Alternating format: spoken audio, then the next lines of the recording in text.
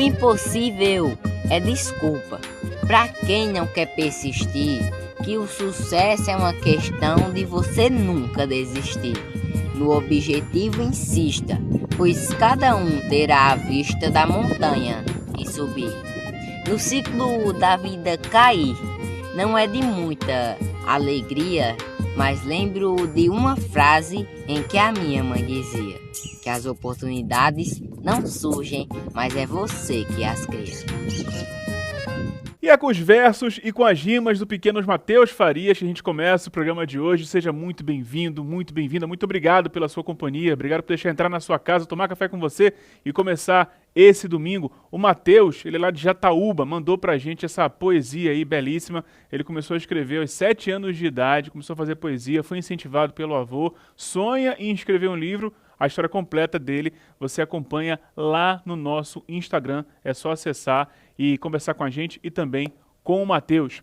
Pois é, e aqui você sabe, a gente já começa viajando logo no começo do nosso programa. A gente tem Jonas Sobrinho, tem Giovana Santos também, trazendo informações pra gente. Eu vou começar com Giovana porque ela tá em Aldeia acompanhando a criação de ovinos. Ovinos que são originários da África, uma raça diferenciada. Não é isso, Giovana? Oi, Everson, estamos em São Lourenço da Mata e hoje vamos conhecer as raças de ovinos Dorper e White Dorper. Eu volto já já contigo com mais informações. Perfeito, Gel. Daqui a pouquinho você volta com outros detalhes pra gente. Está ansioso aqui para poder saber essa raça aí, a Dorper e a White Dorper. É uma raça, como eu falei, que é originária da África, mas que tem se adaptado muito bem aqui ao clima do Nordeste. E essa criação aí que a gente acompanhou é lá em Aldeia. Aldeia que é uma área que reúne vários municípios aqui na região metropolitana do Recife. E a gente também foi para a zona rural de Gravatá para acompanhar uma organização focada na produção de plantios orgânicos. Quem tem detalhes para a gente é Jonas Sobrinho. Jonas? Meu querido Everson, aqui nessa comunidade na zona rural de Gravatá, são cultivadas cerca de 30 culturas e todas na modalidade orgânica. Quais são essas culturas? Eu conto daqui a pouquinho. Perfeito, Jonas. Daqui a pouco traz outros detalhes para a gente aí sobre essa organização que vem movimentando bastante a zona rural lá de Gravatá. Gravatá que é uma cidade que fica aqui no agreste do estado. Pois é, a gente inclusive vai homenagear aqui a cidade mostrando imagens lá da zona rural. Gravatá que é uma cidade que fica mais ou menos 80 quilômetros aqui da capital pernambucana.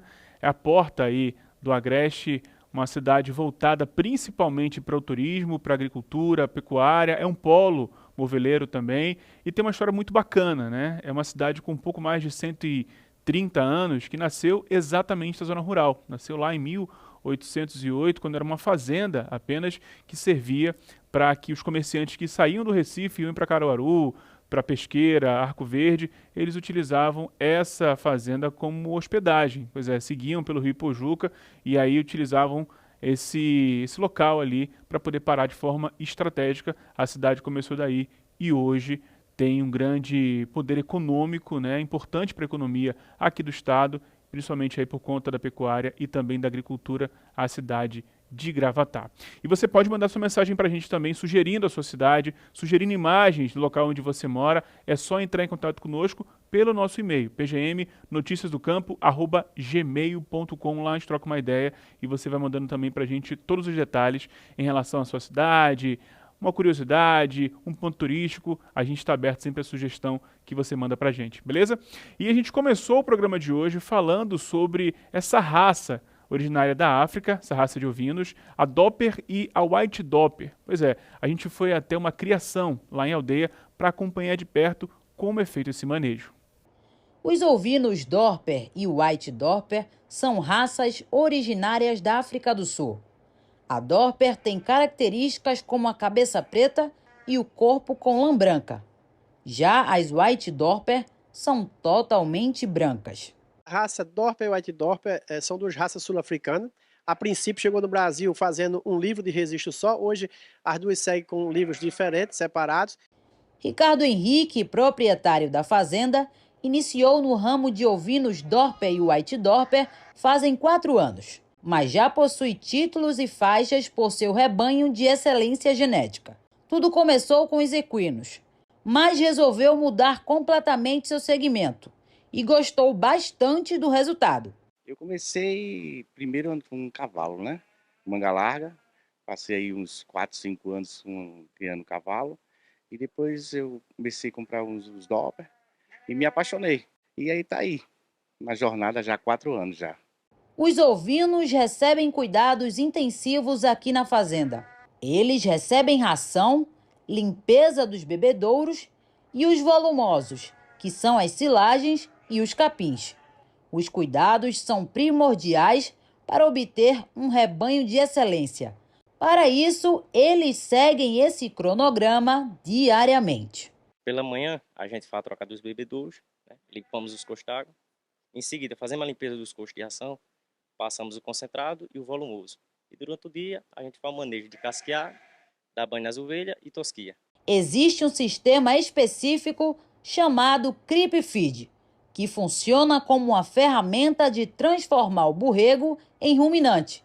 Ele deixa de ser lactante e passa a ser ruminante e a consumir as rações necessárias. O Creep Feed ele tem uma vantagem grande, é uma das ferramentas para você produzir seu campeão. Você inicia-se com o Creep Feed a partir de 10 dias de nascido, usando uma ração mais ou menos 15% de proteína. O piso é revestido de maravalha ou bagaço de cana-de-açúcar, o que ajuda na hora do conforto e higienização, evitando o risco de contaminação. Aqui nesta fazenda são aproximadamente mais de 100 animais e o intuito do proprietário é disseminar a genética de excelência, aproveitando o melhor que o espaço tem para oferecer. É o True Type, ou seja, o tipo ideal da raça Dorper White Dorper, agora com espaço pequeno e só tendo, ou seja, animais superiores. Algumas características fazem com que estas duas raças sejam tão aclamadas. É uma raça específica para a produção de carne, né? Ela tem uma convexidade de musculatura muito boa, um comprimento de corpo, com largura de corpo, arqueamento de suas costelas, profundidade, muita musculosidade na sua carcaça. E agora a gente vai a um rápido intervalo comercial e você acompanha a previsão do tempo para a região metropolitana do Recife. Não sai daí, a gente volta já já.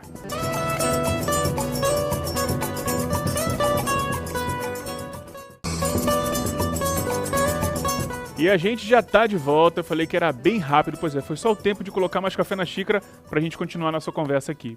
A gente vem mostrando no programa, nas últimas semanas, como a chuva vem afetando o plantio de hortaliças, também de frutas, verduras. A gente foi acompanhar de perto como isso vem repercutindo, por exemplo, em relação às hortaliças. A reportagem é de Jonas Sobrinho. A região das Serras compreende os sítios Canha, Mocotó, Serra Grande e Pacas, todos na zona rural de Vitória de Santo Antão. As 18 mil famílias que vivem aqui tiram o sustento da terra. A área plantada chega a 30 hectares. É através do cultivo da lavoura que a região é bastante movimentada. O município de Vitória de Santo Antão sempre foi destaque na produção de hortaliças em todo o estado. A localização geográfica facilita a diversidade de culturas. Só aqui na região das Serras, são cerca de 80 tipos de hortaliças, raízes, tubérculos e até plantas medicinais. A nossa região tem uma diversidade bastante que anima o agricultor aqui, que a gente tem em média aqui de 70 a 80 variedades de cultivo, tendo da raiz, do tubérculo, como é que se diz? A planta medicinais. Pedro Antônio, que reside aqui há mais de 40 anos, conta que as chuvas vêm ajudando na produção. Aqui a nossa produção, a Deus querer, tá no topo, devido o nosso clima e a nossa condição de chuva, que está sempre chove à noite, durante o dia dá para o pessoal trabalhar sem nenhum problema. E a Deus querer, até o momento, a nossa chuva foi intensa, não deu para trazer danos nenhum e a nossa produção só tem a crescer. O secretário de Agricultura e Desenvolvimento Rural, José Cláudio, destaca a localização do município como uma excelente alternativa para a diversidade de culturas. Eu diria que Vitória é um grande celeiro de produção de alimentos, né? Tanto para o próprio município, como para os municípios vizinhos e até outros estados. Historicamente, Vitória sempre foi muito bem apresentada pela produção, sobretudo da olericultura, ou seja, dos folhosos, mas Vitória tem essa capacidade de ser um processo de diversificação da produção. Vitória, que está entre os maiores produtores de hortaliças do estado, vem melhorando a produtividade através de políticas públicas voltadas ao campo. A Prefeitura Municipal da Vitória primeiro fez um processo de territorialização. É tanto que nós criamos, né, as subprefeituras para poder estar mais perto do poder público dessas comunidades, assim como ainda há pouco falou aqui um subprefeito, mas também estamos implantando um programa que são as rotas de desenvolvimento rural sustentável da Vitória de Santo Antão, para que possamos, através dessas rotas, a gente poder ter políticas públicas estruturais, né, para o desenvolvimento rural, seja no aspecto da produção, no aspecto econômico, no aspecto social, mas também no aspecto ambiental. A região das Serras registrou aumento de mais de 10% em comparação com o ano passado. O clima, a chuva e as metodologias implementadas foram elementos importantes para este resultado. A atividade nesta região acontece o ano todo. Com um solo rico em nutrientes, os agricultores cultivam dezenas de variedades de lavouras, destacando, entre outras, as hortaliças. Confira agora os detalhes do nosso quadro Mercado com Alexandre Sidney. Everson arroba do boi não sofreu alterações e está sendo vendida por R$ 275. A berinjela do tipo comum teve uma baixa e está sendo ofertada por R$ 2,50 o quilo. O arroz parboilizado fino tipo 1 teve uma alta e está sendo comercializado por R$ 138,90 o fardo com 30 quilos. O milho do tipo amarelo se mantém estável e está sendo vendido por R$ 115 o saco com 60 quilos. Everson. Você já ouviu falar numa técnica chamada de creep feeding? Pois é, o inglês complica um pouquinho, mas é uma técnica muito interessante para fortalecimento dos filhotes de ovinos, caprinos. Quem tem detalhes para a gente é Giovana Santos, no nosso quadro Técnicas e Manejo. Uma das características para se ter um rebanho de excelência é a ferramenta do Creep Feed. Hoje a gente vai aprender aqui com Adalberto Farias, técnico e inspetor da Arco, para nos falar um pouquinho do que se trata o Creep Feed, para que é utilizado e quais são os benefícios dele para o rebanho. O Creep Feed é uma ferramenta hoje muito utilizada na criação de caprinos e ovinos. Esse Creep Feed ele vai limitar a passagem das mães, né, e só as crias vão passar e ter uma comida especial. Essa utilização começa a partir dos 10 dias de idade. A ração que é utilizada lá dentro é a partir de 15% de proteína, com uma boa digestibilidade e com uma boa palatabilidade. Também pode ser utilizado fenos de leguminosas, que também ajuda também nessa transformação do animal de monográfico para ruminante. Tá? E falando também em borregos, quais cuidados necessários que precisa ter para que eu tenha uma genética de excelência assim que ele nasce? Qual o cuidado necessário? Olha, quando possível, secar e massagear a cria. Quando a mãe não faz isso, quando é na hora que você está assistindo esse parto, né? É um parto assistido, você vai secar, né? E curar o umbigo, né?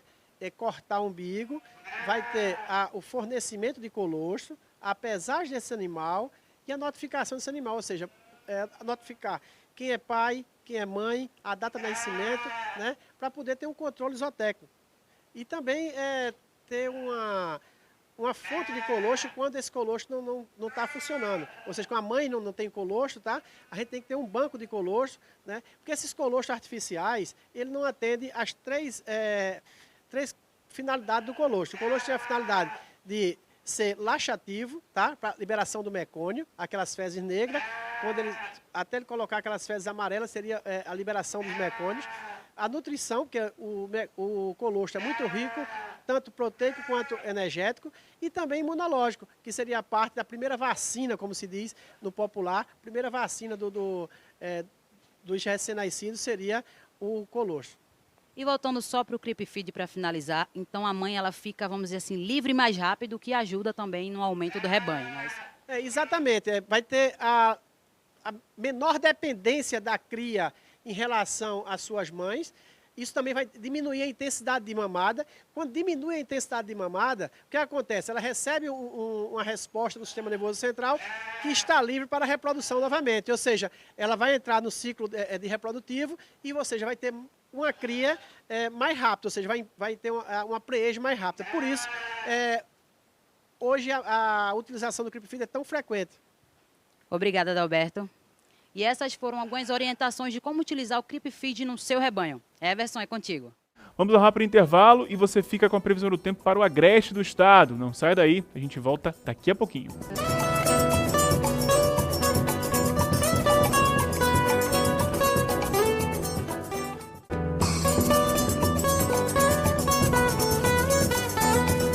Pois é, a gente já voltou bem rapidinho para você não sair daí de frente da TV e acompanhar o nosso programa. E olha só que informação importante.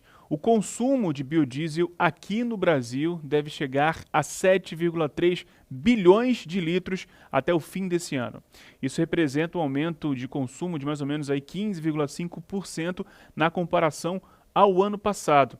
Esse levantamento já leva em consideração a mistura do biodiesel, do biocombustível no caso, ao diesel comum. É uma estimativa que foi levantada pela consultoria StoneX.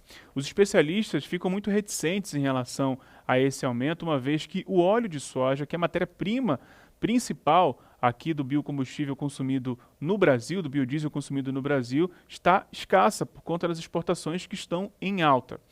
A expectativa é que já haja uma mudança de fato, como foi anunciada pelo Conselho de Política Energética, agora no mês passado, para que a gente saia do B10, ou seja, a mistura do biodiesel, 10% de biodiesel adicionado ao diesel, para o B12, entre abril e dezembro desse ano. Então, por isso que há uma preocupação muito grande. A expectativa é que essa mistura chegue até B15, ou seja, 15% de biocombustível misturado ao diesel até 2026. E aí, já sabe o que fazer agora no domingo? Está preparado aí para a agenda cultural da semana? Confira agora com o Alexandre Sidney. Olha só, Everson, ocorrerá no dia 19 de abril no Parque Asa Branca, em Exu. A festa tem que ter forró. O evento contará com o sanfoneiro Joãozinho do Exu e Flávio Leandro. Acontecerá dia 20 de abril em Belo Jardim, a Buscapé na Musique. A festa contará com a presença confirmada dos cantores Fael Marins e Buscapé Arreio de Ouro. E para fechar a agenda da semana, acontecerá dia 22 de abril em Santa Cruz do Capibaribe, o primeiro forró do Muniz. O evento contará com as atrações Jerry Vaqueiro e Márcio do Piseiro. Everson. Essa semana, nossa equipe foi até a zona rural de Gravatá para acompanhar de perto uma propriedade focada na produção de orgânicos. Pois é, essa produção ocorre durante o ano inteiro e recebe inclusive incentivo de uma organização mundial. Nesta área, com 2,5 hectares de terra, este jovem casal tira o sustento da família junto com os pais. O sítio Dona Maria, na vila Uruçu-Mirim, localizado na zona rural de Gravatá, no agreste de Pernambuco, é um dos produtores de orgânicos da região. As culturas mais frágeis são produzidas nestas 2 estufas. Tem pepino japonês. Ao contrário do pepino caipira, ele não tem semente. E aí ele é mais suculento quando ele é colhido assim, fininho. Couve-flor, alface, coentro e até morango. As telas e o teto fechado permitem um controle maior contra pragas, sol e chuva. Na parte externa, tem beterraba, batata doce, cenoura, entre outras. São cerca de 30 tipos de culturas. A produção iniciou há 5 anos. E nesse sítio, que foi herança do meu pai, né, da minha avó, que deixou com meu pai, e aí a gente está trabalhando aqui, que era um trabalho, que era uma agricultura convencional, e hoje a gente trabalha na base agroecológica, que é da agricultura orgânica. A utilização do solo é feita sempre de forma a preservar e tirar o melhor da terra. Por isso, se faz um plantio rotativo. A gente está dentro de uma área de cerca de 2,5 hectares, em que a cada período é utilizado apenas cerca de meio hectare, ou seja, a gente tem uma concentração de cultivos em pequenas áreas, mas ao mesmo tempo com a diversidade. A gente tem, dentro dessas pequenas áreas, cerca de 30 cultivos diferentes ao mesmo tempo. O incentivo dessa produção de alimentos orgânicos vem de uma comunidade mundial, a CSA, Comunidade que Sustenta a Agricultura. Fazer parte da CSA, a comunidade que sustenta a agricultura, é uma forma segura de garantir o sustento da família. Isso porque, mesmo em um determinado mês, havendo uma queda na produção, a verba vinda da CSA está garantida para os produtores. Um grupo de pessoas que mora na zona urbana das cidades se junta e sustenta economicamente um organismo agrícola. Nós estamos dentro de um organismo agrícola chamado Sítio Dona Maria, aqui na zona rural de Gravatá, Uruçumirim, em que essas famílias que estão aqui, elas são sustentadas por um grupo de pessoas que moram em Recife e em Gravatá, em forma de comunidade. Ela sustenta economicamente esse local aqui com tudo que tem dentro dele, não só os cultivos, mata ciliar, o reflorestamento, o cuidado com o solo, com a terra, com as famílias. Pernambuco possui 6 comunidades que sustentam a agricultura e espera contar sempre com novos colaboradores que, através do incentivo, possam manter a produção cada vez melhor e mais abrangente. Os participantes recebem toda semana os alimentos produzidos nessas propriedades, além de conhecer de perto toda a produção junto com a família e ter certeza de consumir um alimento saudável. Pois é, e essa reportagem do Jonas aí vem bem a calhar, porque ontem nós comemoramos o Dia Nacional de Conservação do Solo. Essa data já é comemorada aqui no Brasil desde 89. É uma das 3 datas que fazem referência à preservação do solo. É muito importante a gente sempre trazer aqui informações relativas ao solo, os cuidados. Afinal de contas, nossos alimentos, praticamente todos, vêm do solo. É necessário a gente preservar a natureza e atitudes como dessa organização aí, que vem focada exatamente nos produtos orgânicos, é sempre muito importante. Então, parabéns pela reportagem, Jonas, e toda a equipe aí mostrando a importância do solo, a importância de preservarmos o solo. A gente está aqui para mostrar isso também, com certeza. E a gente vai chegando ao fim do programa de hoje. Muito obrigado pela sua companhia novamente. É sempre muito importante estar com você aqui, começando o domingo, começando a semana. Obrigado por deixar entrar na sua casa, tomar café com você. Pois é, e se você perdeu um pouquinho do programa, quer rever alguma matéria, acessa lá o nosso canal no YouTube. Tá aparecendo o QR Code para você. Bota o celular na frente da televisão aí, aciona a câmera que você vai ser direcionado para o nosso canal. Lá tem conteúdos exclusivos para você também, de edições passadas, o que a gente está fazendo já para a semana que vem. A gente não para aqui em momento nenhum. E você pode também entrar em contato conosco pelo nosso e-mail, PGM Notícias do Campo, e pelas nossas redes sociais, lá por meio do Instagram, onde você acompanha, inclusive, que a gente começou o programa de hoje, mostrando aí o repente, mostrando o cordel melhor do nosso querido Matheus Farias. Um abraço, Matheus, lá de Jataúba, garoto aí prodígio, com 11 anos, já escrevendo muito bem. Ele que sonha em escrever um livro, tem um pouco da história dele lá também no nosso perfil no Instagram. Um beijo grande, te aguardo semana que vem. Tchau, tchau!